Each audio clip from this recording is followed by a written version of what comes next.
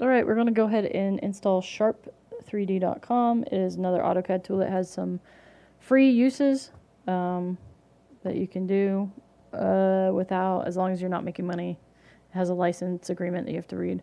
It is Shapr3d.com. This is their main page. Go ahead and hit download Shapr3d. I'm going to go ahead and download it from the Microsoft Store. So I'm going to go ahead and allow it to open the Microsoft Store. Go into the Microsoft Store. I'm just going to hit the Get button.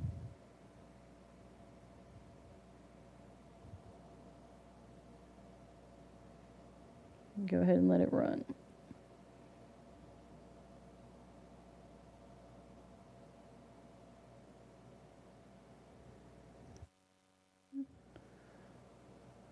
And it should pop over to Shapr3d. Should look like this.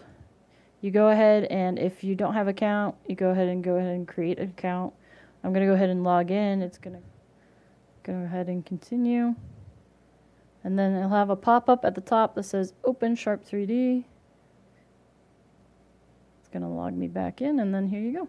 This is what your main page will look like when it's all set up. And yeah, that's how you install it.